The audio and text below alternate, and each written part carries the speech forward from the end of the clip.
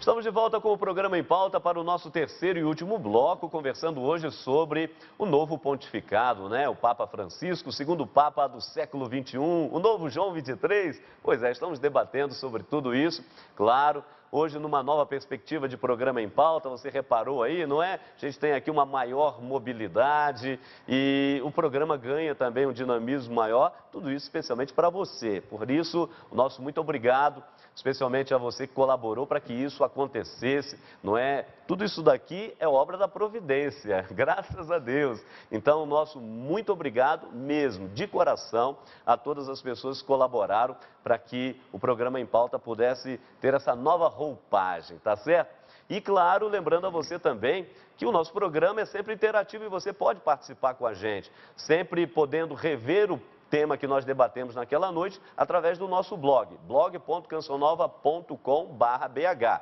blog.cancionova.com.br é o nosso endereço aqui, onde você confere toda a atividade da Canção Nova Minas, mas também do programa Em Pauta. E, claro, o site do Frei Antônio Moser, antoniomoser.com, onde ali também, além da agenda do Frei, as viagens, os artigos, os livros, etc., você também tem um link para o nosso programa Em Pauta, tá certo? Daqui a pouquinho o Padre Manuel Hurtado também vai deixar o endereço dele para que você possa, quem sabe, se relacionar, fazer alguma questão, quem sabe até perguntar a respeito de curso de teologia, como fazê-lo, etc.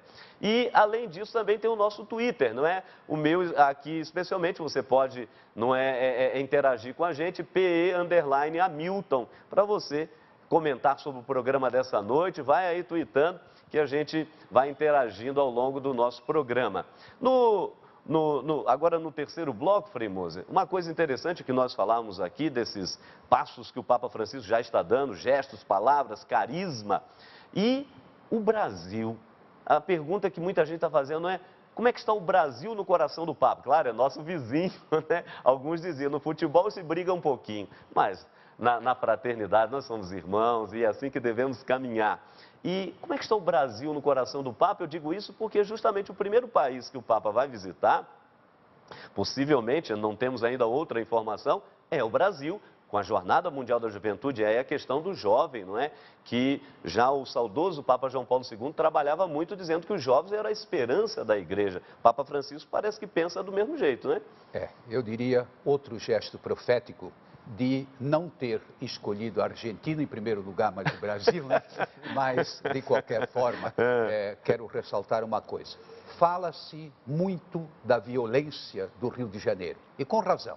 E São Paulo, Rio de Janeiro, no mundo inteiro existe a violência, Boston, etc.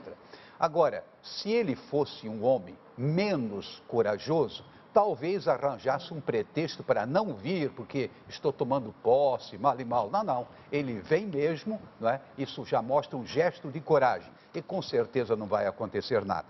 Outra coisa, colocando as esperanças na juventude.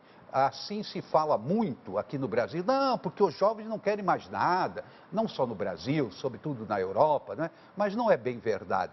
E certamente nós teremos multidões, não sei, ninguém sabe dizer quantos serão os jovens, se calcula mais de 2 milhões, mas o fato de ele estar perto e estar sem medo, eu acho que é um gesto de novo profético. E parece, inclusive, que estão preparando na programação visita a alguma favela, Sim, alguma exatamente. coisa nessa linha. Em outras palavras, mais um gesto. Esse homem fala menos com a boca e muito mais com o coração. Até porque os discursos dele, né, professor, você tem reparado, são sempre curtinhos, muito pontuais, sem deixar, obviamente, serem muito profundos, nos chamam realmente à reflexão. E nesse contexto dos jovens, o Papa, às vezes até se critica, né, a questão das multidões, mas também esses momentos precisam acontecer para despertar as outras consciências, não é verdade? Eu acredito que é fundamental o fato dele vir para o Brasil.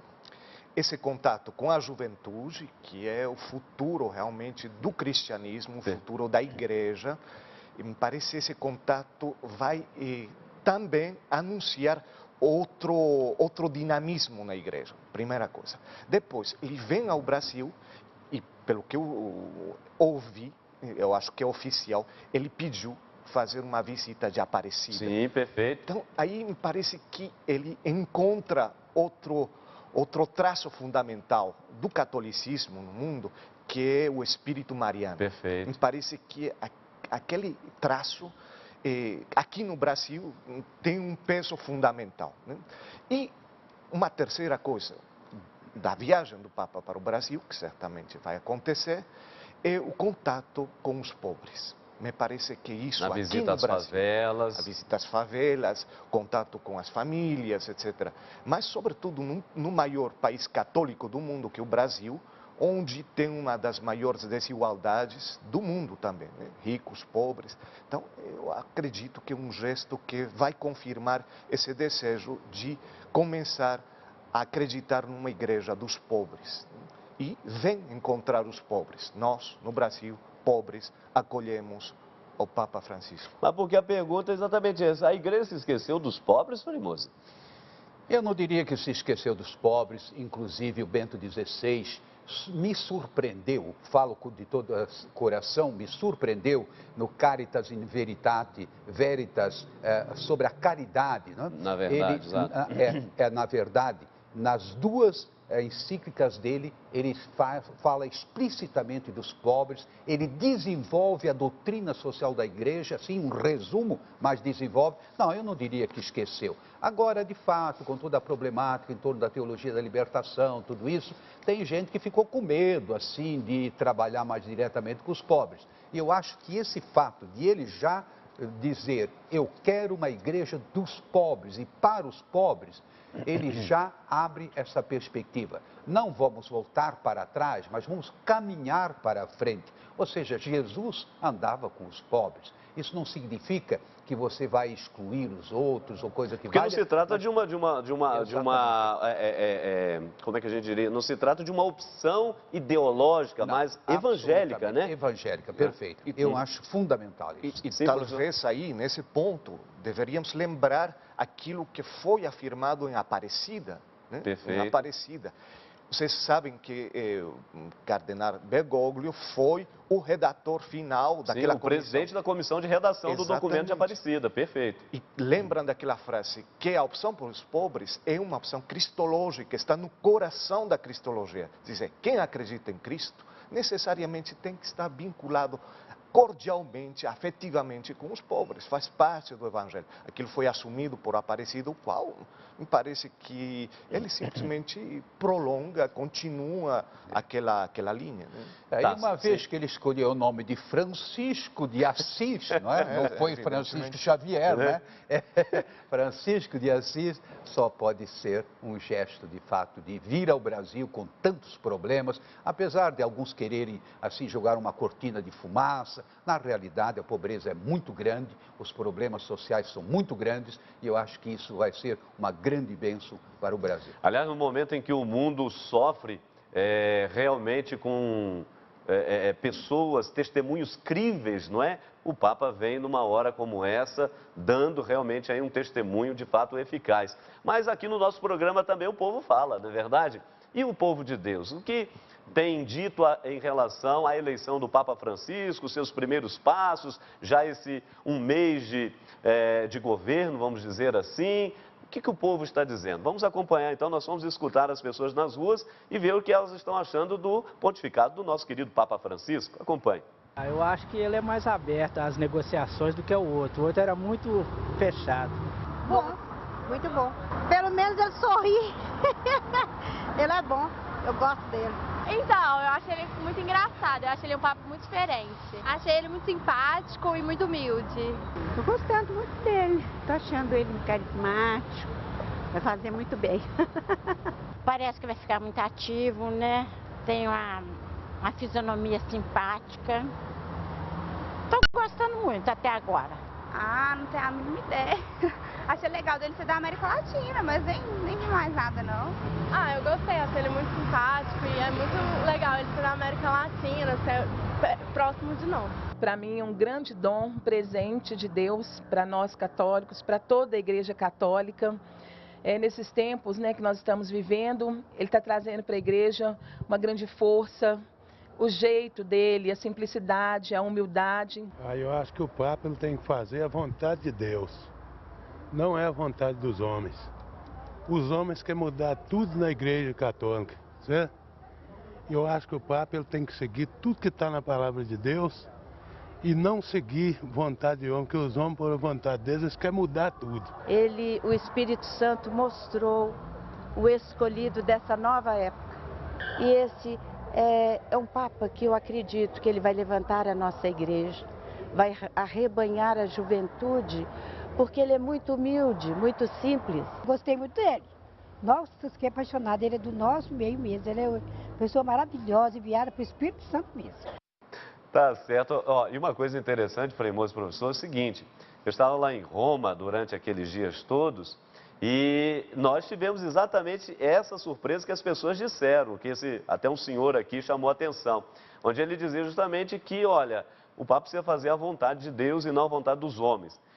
Traduzindo isso, houve lá em Roma, durante aqueles dias, um conclave da mídia, um conclave aqui do exterior, né, vamos dizer assim, aonde se apontaram os candidatos, inclusive brasileiros, e alguns veículos de comunicação chegaram, inclusive, a dar os votos. Olha, fulano de tal vai ter 70 votos, Beltrano vai ter 50, o outro mais fraco vai ter 12. Quer dizer, a chamada bolsa de apostas. E, no entanto, o conclave da mídia não foi o conclave da igreja. Aqueles que entraram candidatos a Papa saíram cardeais. Então, realmente, essa questão de fazer a vontade de Deus, quer dizer, o que Deus tem para este tempo, claro, o Papa, como alguém que puxa a fila, obviamente, é muito importante, né, Frei Moço? Sem fundamental. dúvida nenhuma. Agora, é interessante como todos têm a mesma expressão de simpatia. Eu não encontrei nenhuma pessoa que fizesse algum tipo de reserva. Conjunto da obra, o Papa agradou demais. Agora, tem uma senhora que fez uma observação, até agora. Essa aí tem um senso crítico, porque não significa que sorrindo ele vá fazer a vontade dos homens, ou seja, às vezes, provavelmente, também vai dar alguma freada, alguma direção um pouco diferente. E, sobretudo, sendo jesuíta, eles são muito espertos, sabe? Eles sabem driblar, sabem fazer as coisas para chegar aos seus objetivos. Mas, franciscano e jesuíta sempre tem uma sintonia, né, sintonia. Mas é fundamental aquilo. Eu acredito que o tom geral da esperança, dessa acolhida que está tendo, isso não pode ser esquecido. Mas é importante o que Frei Moço diz. Gente, estamos esperando, estamos almejando que aconteça o melhor, mas a tarefa não é simples. A tarefa vai ser complicada, porque o programa de reforma na igreja, qualquer que for, sem dúvida traz complicações. Vai ter que lidar com muitas pessoas complicadas, vai ter que lidar com setores um pouco conflitivos. Então, chegarão momentos de maior embate. Então, naqueles momentos a gente precisa acompanhar com a oração, acompanhar com o ânimo, sem perder a esperança, porque momentos difíceis, sem dúvida, estarão presentes nesse caminho. Aliás, a liturgia desses dias, não é? Nos momentos difíceis é que a igreja mais cresceu, mais se desenvolveu, mais evangelizou. Nós estamos aqui caminhando para o finalzinho do nosso programa. Por favor, gostaria de uma palavra final de vocês, agradecendo aqui a presença do professor Hurtado, doutor em teologia, professor na Faculdade Jesuíta de Filosofia e Teologia aqui de BH, a FAGE.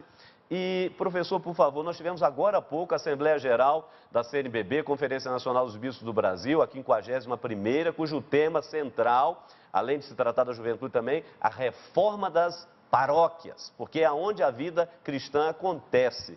E o Papa vem também nesse momento, a Igreja do Brasil também quer passar por essa reforma. Então, finalizando uma palavra final, quer dizer, esse é o rumo da Igreja no terceiro milênio. Acredito toda essa temática das paróquias e uma reforma necessária na estrutura paroquial da igreja, né? É algo que vem de longe, é um pedido que está sendo feito há muito tempo.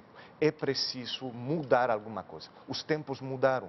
Então, eu acredito que a reflexão para ver qual é o caminho que a gente deve enveredar, quais são as sendas, os sendeiros que a gente deve começar a percorrer, são importantes nessa direção.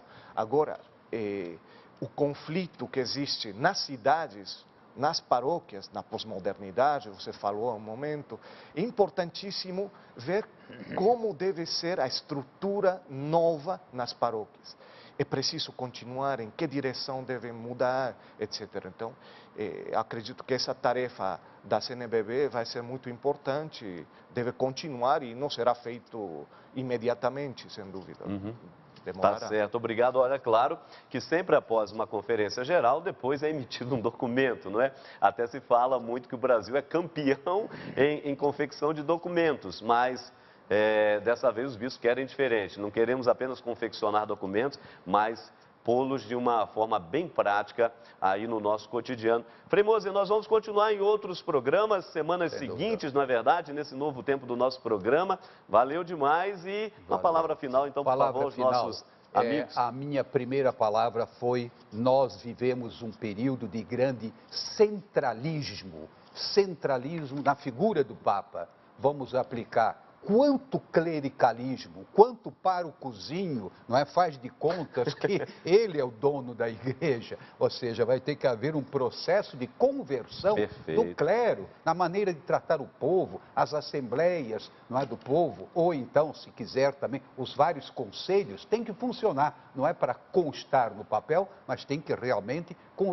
vamos dizer, ajudar a conduzir as buscas, não é, do caminho melhor para a nossa vida, para o nosso povo e, enfim, seguir o Evangelho. Então, o clericalismo é que está em xeque. E muito padrezinho veste-se assim, sabe, de uma maneira que até o nosso novo Papa Francisco se sentiria mal diante deles, né? Tá certo, Frei Moser. Nós vamos ficando por aqui, agradecendo muito o seu carinho, a sua participação. Lembrando a você, se você ainda não entrou em contato com a Obra de Maria, entre 0 Operadora 12 3186 2055 e vamos fazer juntos a peregrinação aos santuários europeus, a partir de Milão, Suíça, Alemanha e na França. Saída a partir do dia 25 de maio. Então, eu espero por você para fazermos essa peregrinação, né? Numa experiência mariana, obviamente, mas de muita reflexão sobre a vida cristã, sobre a nossa vida, família, etc. Então, vale a pena. Se você não ligou ainda, ligue. 0 Operadora 12 3186 2055 ou entre no site da Obra de Maria que está aparecendo no seu vídeo, tá certo? Ao Papa Francisco, saúde, paz, muita bênção, muita perseverança. Nós vamos ficando por aqui, porque como você reparou aí, estamos de casa nova, na alegria do nosso programa e com a graça de Deus,